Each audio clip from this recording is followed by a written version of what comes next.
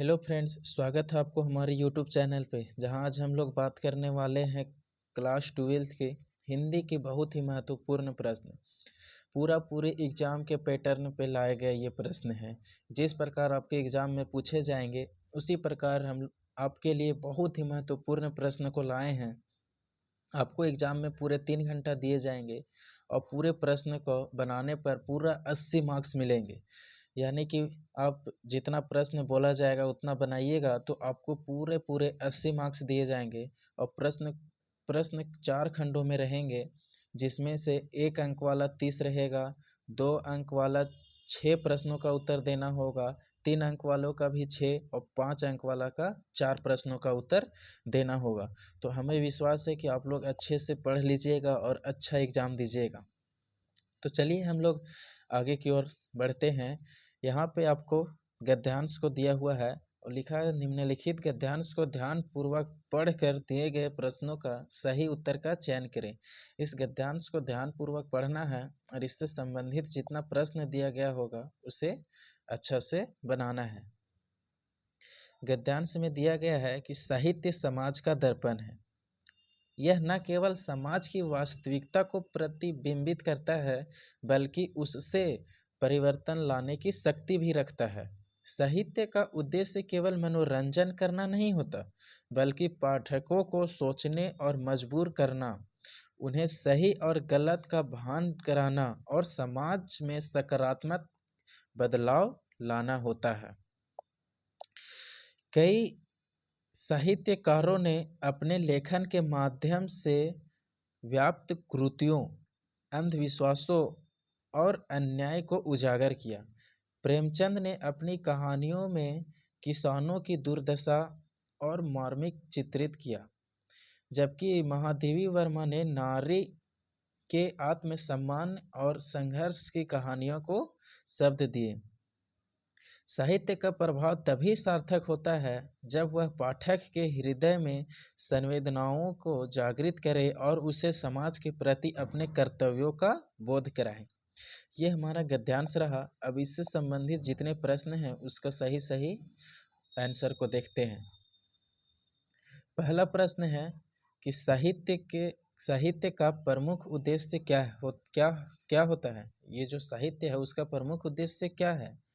केवल मनोरंजन करना, या समाज की वास्तविकता दिखाना और परिवर्तन लाना, या इतिहास को सहेजना, या केवल ज्ञान देना। तो इसका जो सही आंसर हो जाएगा वो ऑप्शन नंबर बी हो जाएगा, समाज की वास्तविकता दिखाना और परिवर्तन लाना। अगला प्रश्न है कि प्रेमचंद की कहानियां का मुख्य विषय क्या था। ये जो प्रेमचंद की कहानियां थी उसकी मुख्य विषय क्या थी? अंधविश्वास को दिखाना, या नारी स्वतंत्रता को दिखाना, या किसानों की दुर्दशा को दिखाना, या समाज की अन्याय को दिखाना। तो इसका जो सही आंसर हो जाएगा वो ऑप्शन नंबर सी हो जाएगा, किसानों की दुर्दशा को दिखाना। अगला सवाल बोल रहा है कि महादेवी वर्मा ने अपने साहित्य में किनके संघर्ष को चित्रित किया? किसानों के, महिलाओं का, मजदूरों का, या बच्चों का? तो ये जो महादेवी वर्मा थे वो अपने साहित्य में महिलाओं के संघर्ष को चित्रित किए हैं। अगला सवाल है कि गद्यांश के अनुसार साहित्य को समाज का दर्पण क्यों कहा गया है? क्योंकि यह समाज की कृतियों को बढ़ावा देता है, क्योंकि यह समाज की वास्तविकता को प्रतिबिंबित करता है, क्योंकि यह पाठकों को भ्रमित करता है, या ऑप्शन नंबर डी है, क्योंकि यह केवल मनोरंजन का साधन है।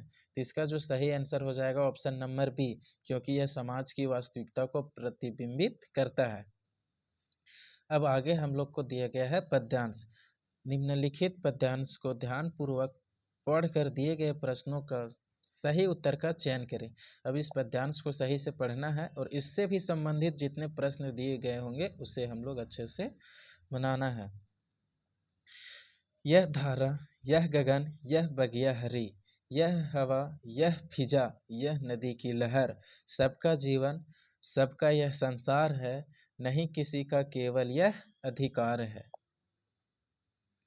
पर मानव भूल कर यह गर्व करता, संसार पर अपना राज समझता। संसार के संसाधन जो नष्ट किए, तो प्रकृति ने भी अपने क्रोध व्यक्त किए।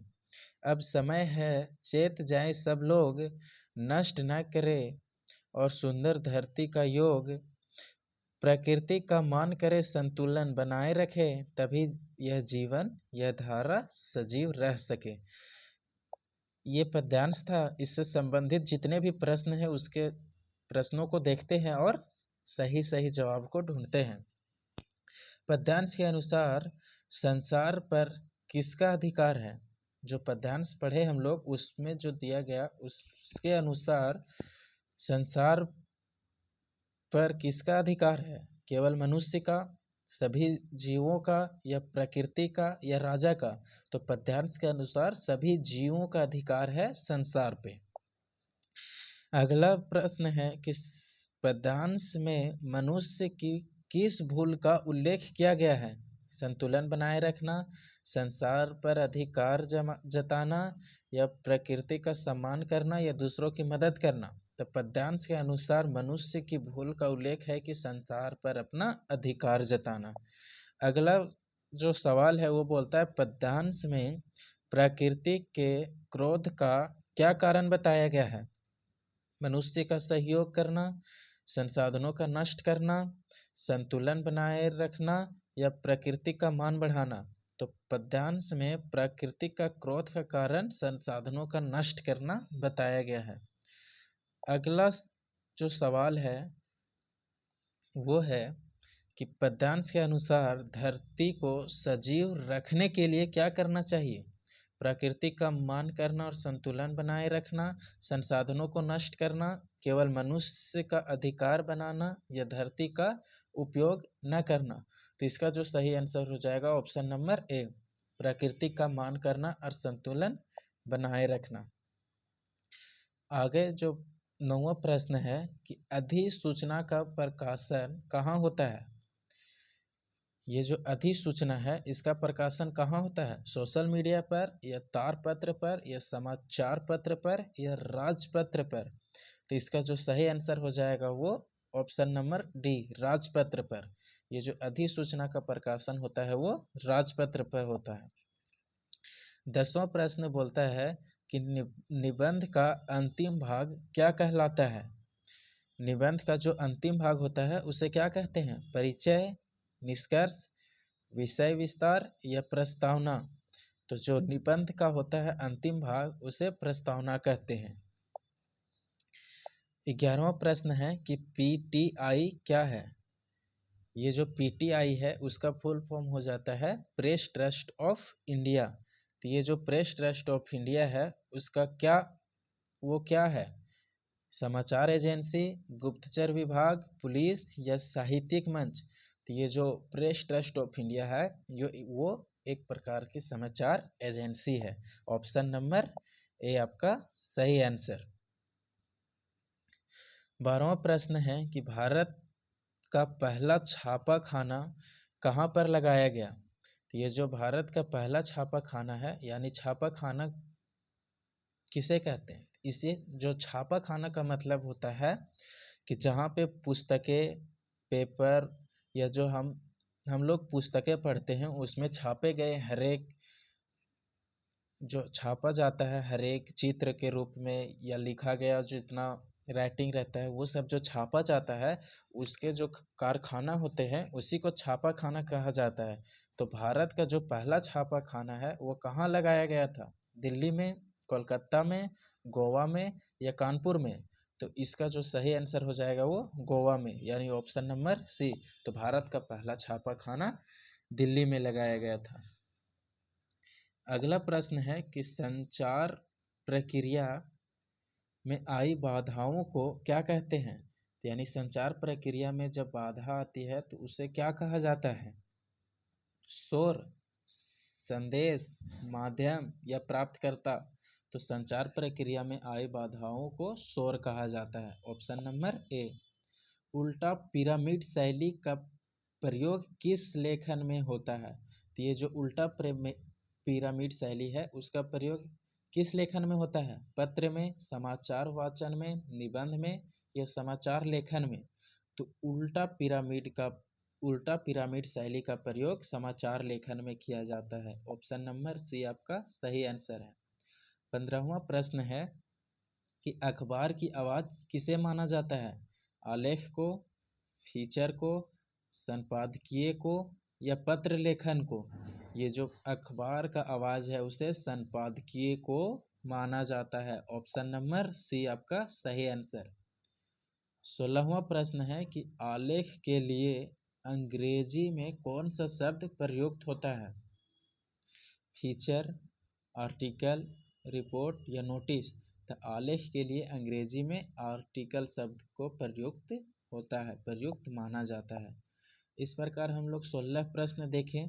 अब यहाँ फिर से गद्यांश को दिया गया है और गद्यांश को ध्यानपूर्वक पढ़कर दिए गए प्रश्नों को सही उत्तर का चयन करें। भक्तिन अच्छी है यह कहना कठिन होगा क्योंकि उसमें दुर्गुणों का अभाव नहीं। वह सत्यवादी हरिश्चंद्र नहीं बन सकती, पर नरों व कुंजरों व कहने में भी विश्वास नहीं करती। मेरे इधर उधर पड़े पैसे रुपए भंडार घर कि किसी मटकी में कैसे अंतरित हो जाते हैं, यह रहस्य भी भक्तिन जानती है। पर उस संबंध में किसी के संकेत करते ही वह उसे शास्त्रार्थ के लिए चुनौती दे डालती है, जिसको स्वीकार कर लेना किसी तर्क शिरोमणि के लिए संभव नहीं। यह उसका अपना घर ठहरा रुपया पैसा जो इधर उधर पड़ा देखा संभाल कर रख लिया। यह क्या चोरी है?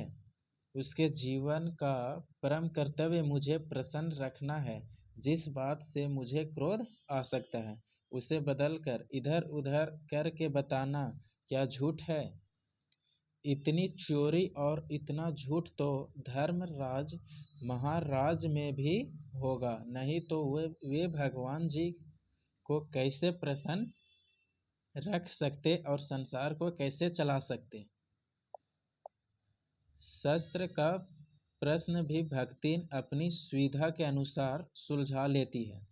मुझे स्त्रियों का सिर घुटना अच्छा नहीं लगता, अतः मैंने भक्तिन को रोका। उसने अंकुठित भाव से उत्तर दिया कि शास्त्र में लिखा है, कुतूहलवश में पूछा है तुरंत उत्तर मिला, तीरथ मुडाए सिद्ध। कौन से शास्त्र का यह रहस्यमय सूत्र है, यह जान लेना मेरे लिए संभव नहीं। अतः मैं हार कर मौन हो रही और भक्तिन का चूड़ा कर्म और बृहस्पतिवार को एक दरिद्र नापित के गंगा जल में धुले उस्तरे द्वारा यथाविधि निष्पन्न होता रहा। ये हम लोग का गद्यांश दिया हुआ था। इससे संबंधित जितने प्रश्न होंगे उसके उत्तर को हम लोग छांटते हैं। उपयुक्त अनुच्छेद किसके बारे में है? ये जो गद्यांश था वो किसके बारे में था? लेखिका, भक्तिन, तर्क शिरोमणि या शास्त्र? तो इसका जो सही आंसर हो जाएगा वो ऑप्शन नंबर बी, यानी कि जो पूरा का पूरा गद्यांश भक्तिन पे था। Option number B. भक्तिन किस रहस्य के बारे में पूछे जाने पर वह शास्त्रार्थ की चुनौती दे डालती है? उसे खाना बनाना आता है इसके बारे में पूछे जाने पर? वह अपनी मनमानी क्यों करती है इसके बारे में पूछे जाने पर? या चोरी के पैसे कहाँ और कैसे रखती है इसके बारे में पूछे जाने पर? या पढ़ाई लिखाई के बारे में पूछे जाने पर? तो इसका जो सही आंसर हो जाएगा वो ऑप्शन नंबर सी, यानी कि चोरी के पैसे कहाँ और कैसे रखती है इसके बारे में पूछे जाने पर। अगला सवाल है कि इधर उधर बिखरे रुपये पैसे का भक्तिन जो कुछ करती है हम उसे चोरी मानेंगे, क्यों? वह घर में सेविका है, उसका अधिकार घर की किसी वस्तु पर नहीं, या पैसे या अन्य सामान मिलने पर उसका दायित्व यह है कि वह उन चीज़ों को घर के मालिक को दे, या घर की किसी वस्तु पर सेवक या सेविका का स्वामित्व नहीं होता, या ये सभी हो जाएगा? तो इसका जो सही आंसर हो जाएगा वो ये सभी, यानी कि वह घर में सेविका का उसका अधिकार घर की किसी वस्तु पर नहीं है। पैसे या अन्य सामान मिलने पर उसका दायित्व यह है कि वह उन चीज़ों को घर के मालिक को दे। घर की किसी वस्तु पर सेवक या सेविका का स्वामित्व नहीं होता।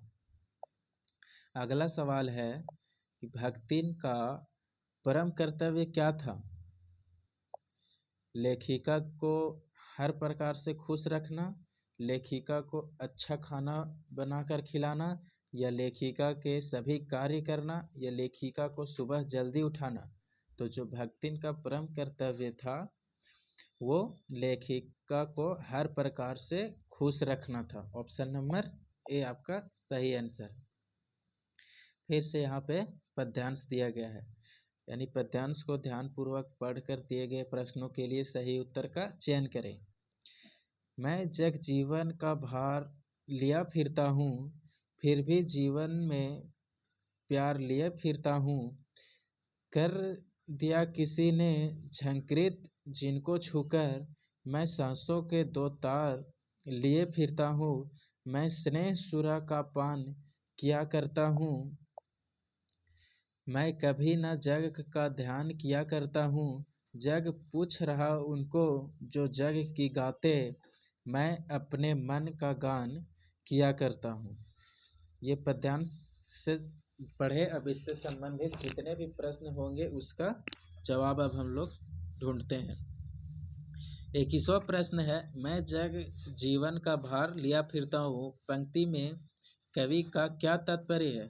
जीवन में भरी भरकम काम करना, या जीवन में जिम्मेदारियों का बोझ उठाना, संपूर्ण संसार की कठिनाइयों को उठाना, या जीवन का कष्टों से घिरा होना। तो इसका जो सही आंसर हो जाएगा वो जीवन के सभी भरकम का काम करना। Option number A. अपनी जिम्मेदारियों के बोझ को उठाते हुए भी कवि क्या कर लेता है? सभी से अच्छे से बात कर लेता है, या सभी को अपने साथ लिए फिरता है, या अपने जीवन से प्रेम करता है, या अपने जीवन की जिम्मेदारियों से प्रेम करता है। तो इसका जो सही आंसर हो जाएगा अपने जीवन से प्रेम करता है, यानी कि अपने जिम्मेदारियों को बोझ को उठाते हुए अपने जीवन से भी प्रेम करता है। इसका सही आंसर हो जाएगा ऑप्शन नंबर सी। स्नेह सुरा में कौन सा अलंकार है? रूपक अलंकार, अनुप्रास अलंकार, उत्प्रेक्षा अलंकार, या मानवीकरण अलंकार।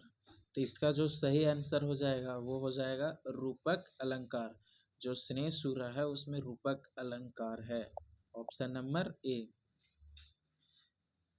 जग पूछ रहा उनको जो जग की गाते, से कवि क्या कहना चाहते हैं? ये जो जग पूछ रहा उनको जग की गाते, इससे कवि क्या कहना चाहते हैं? संसार उन लोगों की स्तुति करता है जो संसार के अनुसार चलते हैं, या संसार का गुणगान करने से आधी समस्या समाप्त हो जाती है, या संसार के लोग संसार का ही गुणगान करते हैं, या संसार में रहकर संसार की स्तुति करना आवश्यक हो जाता है। तो इसका जो सही आंसर हो जाएगा वो ऑप्शन नंबर ए, संसार उन लोगों की स्तुति करता है जो संसार के अनुसार चलते हैं। 25वां प्रश्न है कि भक्तिन महादेवी वर्मा से कितने वर्ष बड़ी थी? ये जो भक्तिन है वो महादेवी वर्मा से कितने वर्ष बड़ी थी? 20, 25, 27 या 30? तो इसका जो सही आंसर हो जाएगा ऑप्शन नंबर बी, यानी 25 वर्ष बड़ी थी। अगला प्रश्न है कि किसकी गर्मी बाजार से अधिक सामान खरीदने पर विवश करती है?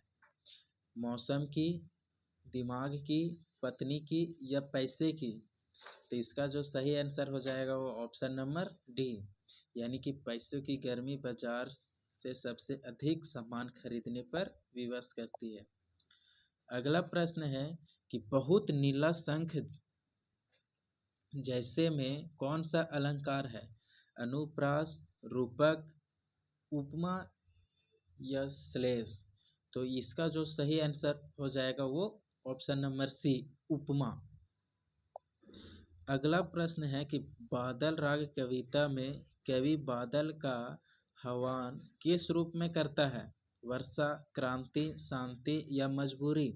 तो इसका जो सही आंसर है ऑप्शन नंबर बी, क्रांति। अगला है जूझ पाठ के लेखक कौन है? आनंद गुप्ता, आनंद यादव, आनंद सिंह या आनंद श्रीवास्तव। ये जूझ पाठ का लेखक जो है वो आनंद यादव है। ऑप्शन नंबर बी आपका सही आंसर। अगला है एन फ्रैंक की बड़ी बहन का क्या नाम था? किट्टी, बिट्टी, मार्गोट या वेब। तो इसका जो सही आंसर है वो मार्गोट, यानी जो एन फ्रैंक की बड़ी बहन थी उसका नाम मार्गोट था। इसका सही आंसर ऑप्शन नंबर सी हो जाएगा। इस प्रकार हम लोग 30 बहुविकल्पीय प्रश्न देखें।